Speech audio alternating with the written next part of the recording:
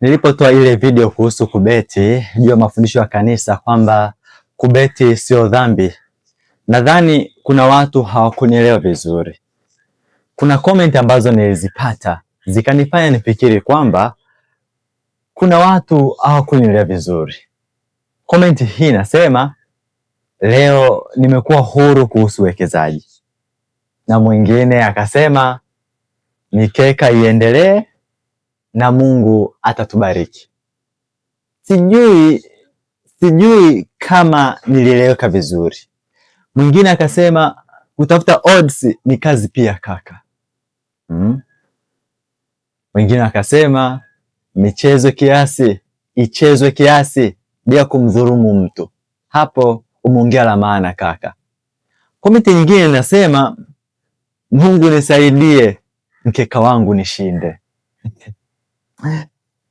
Na mwingine anasema tatizo sio kufanya kazi, tatizo kazi hamna kaka. Tena jua hili nitaliongea vizuri, kwa nini unaona kazi hamna. Na mwingine akasema hakuna dhambi ya kubeti. Na mtu mwingine pia akatoa comment kwamba kaka, leo umepiga kwenye kidonda kibichi kabisa. Asante kwa mafundisho, Mungu akubariki. Amina, Mungu anibariki. Lakini sijui kama ulinielewa. Naomba nitoe mkanganyiko huu. Nadhani kuna jambo sikueleweka vizuri. Wapendwa katika Kristo, sipo hapa kwa ajili ya kutangua mafundisho ambayo kanisa linayafundisha, lakini niko hapa kwa ajili ya kuambieni ukweli muhimu. Mchezo wa kubeti unaharibu saikolojia ya kazi, na vijana wengi wanapoona uwezekano wa kupata Laki2 kwa buku moja ndani ya dakika 90, dhana ya kutoa jasho na kufanya kazi ngumu kwa miezi 6 ili kupata faida inaanza kuonekana kama mchakato wa kijinga. Jambo hili linatengeneza taifa linalosubiri bahati baada ya kutengeneza fursa. Inasikitisha sana kuona jinsi ambavyo michezo hii inapigiwa promo na watu wenye ushawishi mkubwa katika jamii, kama wasanii, ma-influencers wakubwa, wachezaji, viongozi wa kijamii. Tena huku vyombo vya habari vikubwa nchini vikijikaza kutoa matangazo ya kubeti kila saa. Kwa upande wa serikali, mara nyingi imekuwa ni ngumu kuzuia michezo hii kwa sababu ya mapato ya kodi inayokusanya kutoka kwenye makampuni hayo. Lakini swali la kimsingi linabaki, je, kodi hiyo ambayo hayo makampuni yanalipa inaweza kufidia rasilimali watu na umaskini unaotengenezwa katika jamii? Jibu ni wazi kuwa gharama ya jamii ni kubwa kuliko kodi inayopatikana. Hebu tujaribu kuchukua picha ya kizazi cha miaka 50, 100 inayokuja. Kitakuwa ni cha namna gani kama baba zao na babu zao wanategemea kubeti kama sehemu kuu ya kuingiza kipato na ndoto za kujikwamua katika mafanikio yao? Hakuna nchi yenye uchumi mkubwa duniani ambapo iliweza kupata uchumi wake kwa vijana wake kuishia katika kubeti. Tena nchi zenye uchumi mkubwa kama China, wapi, ndizo nchi ambazo zina sheria kali sana juu ya swala zima la betting, tena hasa kwa vijana wao. Kwetu sisi ambao tunaonekana kwamba tunapendwa na hao wawekezaji, tunaletea michezo ya kubeti ili kuwafanya vijana wetu wawe bize, vijana wa Tanzania wawe bize na kubeti, huku vijana wao wakijifunza elimu kubwa za teknolojia, kazi za mikono na viwanda. Kanisa linapozungumzia dhana kusema kwamba kubeti sio dhambi, ndani yake yenyewe linazungumzia dhana ya msingi ya mchezo, kama vile kucheza mchezo wa karata na rafiki yako kwa kiasi kidogo sana cha pesa ambacho hakiumi. Kanisa hutenga kanuni hii ili isihukumu kila anayecheza bahati nasibu kama mhalifu wa kisheria au kiroho. Lakini katika uhalisia wa sasa wa kiuchumi na kisaikolojia, kubeti sio tena mchezo wa burudani, ni ugonjwa wa umaskini wa kimfumo. Pindi tu mchezo huo unapomfanya kijana awe mvivu, afe moyo wa kufanya kazi, au atumie pesa za chakula ama kodi, kama ilivyo kwa vijana wengi zaidi ya 90% wa leo, tayari umeshavuka mpaka na kuwa dhambi kubwa. Hata kwa mujibu wa kanisa Katoliki, katika katekisimu namba 2413. Ukweli ni kwamba labda yafikia wakati sasa viongozi wa kidini na kijamii kuacha tu kutoa mafundisho ya kiujumla na kuanza kukemea uhalisia wa uharibifu unaotokea sasa hivi. Sisi kama Watanzania tunapaswa kuchukua mifano kutoka kwenye nchi zilizoendelea kama China. Uchina ni moja ya nchi zenye sheria kali zaidi duniani dhidi ya michezo ya kubeti. Aina zote za makampuni ya kubeti na kasino ni haramu kabisa nchini China, isipokuwa bahati nasibu mbili tu, nazo zinamilikiwa na serikali kwa ajili ya ustawi wa jamii na michezo. Na Mchina yeyote anayeendesha au kuhamasisha beti nchini mwao anaweza kufungwa jela miaka mingi au kupoteza mali zake zote. Hivi kwa nini China ilipiga marufuku kubeti? Serikali ya China iligundua mapema kuwa michezo ya kubahatisha inaharibu rasilimali watu, linatengeneza wananchi wavivu, inaharibu maadili ya kazi na inanyonya akiba za wananchi badala ya kuwekeza kwenye uzalishaji. Nchi ya Singapore haijapiga marufuku beti kwa 100%, lakini imeweka sheria ngumu zenye vikwazo vya hali ya juu chini ya sheria ya Gambling Control Act ili kuzuia wananchi wake wasifarakane au kuwa maskini. Sasa unaambiwa kwamba ili kuzuia wananchi wa kawaida na maskini kuingia kwenye kasino, serikali ya Singapore imeweka sheria kwamba raia wa Singapore ama mkazi wa kudumu wa Singapore lazima alipe dola za Singapore 150, zaidi ya shilingi za $300,000 za Kitanzania kwa siku moja tu ili kuruhusiwa kuingia ndani ya kasino. Lakini kwa wageni au watalii wanaingia bure. Hebu fikiria hilo. Lengo la sheria hii kwao ni kuhakikisha kasino zinakusanya fedha kutoka kwa watalii, huku raia wao wakilindwa na ushawishi huo.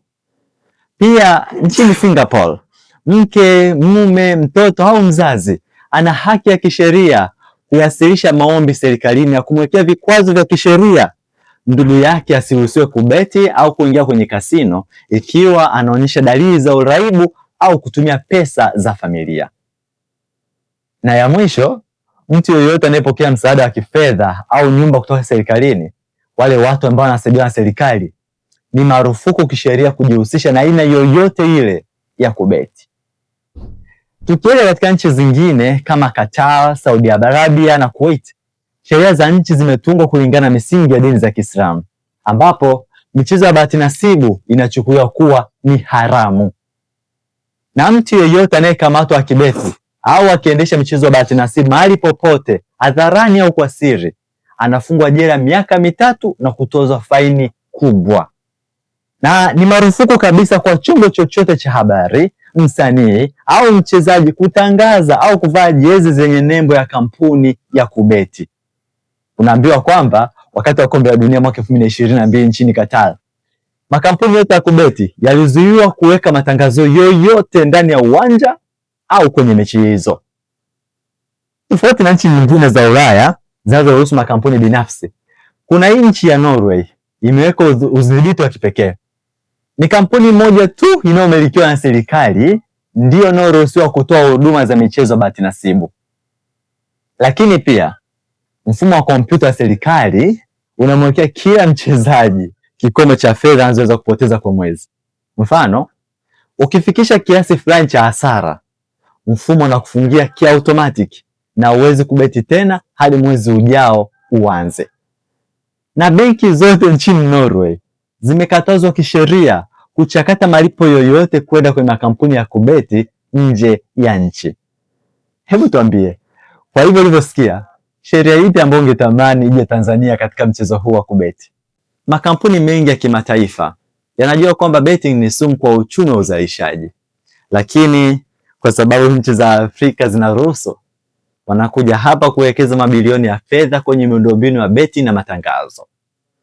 Kwao, vijana wao wanahimizwa kujifunza coding, artificial intelligence, robotics, upandaji wa miti, uhandisi, biashara za kimataifa na kadhalika. Lakini kwetu, vijana wetu wanatengenezewa program rahisi kwenye simu zao ili waweze kubeti kuanzia ligi ya Uingereza hadi ligi za daraja ya pili la Uchina. Matokeo yake ni kwamba fedha kidogo za Kitanzania zinakusanywa kila siku kutoka vijana mitaani, zinajumuishwa kwa mamilioni na mabilioni ya fedha yanatoka nje ya nchi na kwenda kuendeleza miundombinu ya teknolojia nchini kwao, huku vijana wetu wakibaki na umaskini na msongo wa mawazo. Zamani ukoloni ulitumia bunduki na nguvu za kijeshi, lakini leo ukoloni wa kisasa unatumia burudani na utumwa wa akili. Kijana anayekaa kwenye banda la betting au anayeangalia simu masaa 8 kwa siku akisubiri odds hana muda wala nguvu za akili za kuwaza jinsi ya kuvumbua teknolojia mpya ya kilimo au maji. Hawezi kuwaza jinsi ya kuzalisha biashara ya uzalishaji, jinsi ya kuisimamia na kuihoji serikali yake kuhusu maendeleo. Huo muda wala akili hizo wala nguvu hizo hana. Betting inafanya kazi kama anesthesia. Inampa kijana matumaini ya uongo kwamba kesho atakuwa milionea. Hivyo anahisi hana haja ya kupambana kubadili mfumo wa maisha yake au wa nchi yake. Wapendwa katika Kristo, sisi kama Watanzania tunapaswa kuitazama nchi yetu katika miaka 50 au 100 ijayo. Kizazi cha leo kikiwa kizazi chenye uvivu, je, vipi kuhusu hiyo miaka mingi inayokuja? Kizazi kitakuwa ni kizazi cha namna gani? Tunatengeneza watoto wetu, vijana wetu kupata kuwa ni watu wa namna gani? Serikali ya nchi yetu ya Tanzania ilione hili kwa jicho la pekee. Ikiwezekana iweke sheria kali dhidi ya michezo hii ya kubeti. Ndiyo, kodi zinakusanywa kwa ajili ya maendeleo ya nchi yetu, lakini lazima tuangalie kwa ajili ya ustawi wa nchi yetu kwa miaka mingi inayokuja. Tuitazame hili kwa upeo na mtazamo chanya ili tuweze kuleta mabadiliko katika nchi yetu. Vijana wetu wapate kuwa ni watu wa kujishughulisha na kazi na wala sio michezo ya bahati. Wapendwa katika Kristo, ndoto yangu ni kuendelea kutengeneza maudhui ya Kikatoliki yenye ubora mkubwa zaidi ili awafikie watu wengi zaidi. Kwa sasa ninaendelea kujiandaa kupata baadhi ya vifaa ili kuboresha huduma hii ya uinjilishaji. Kama unatamani kuwa sehemu ya utume huu kwa mchango wowote mkubwa au mdogo, mimi nitashukuru sana. Kama uwezi kuchangia kwa sasa, kushirikisha video hii na kuniombea ni msaada mkubwa pia. Mungu akubariki sana kwa moyo wako wa ukarimu. Utume wetu ni mmoja. Tumlete kila mtu karibu zaidi na Kristo kwa ukweli na upendo. Tusome neno la Mungu, tuishi mafundisho ya kanisa na tumshuhudie Kristo katika maisha yetu.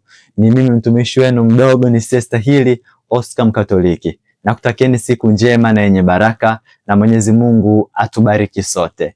Tumsifu Yesu Kristo.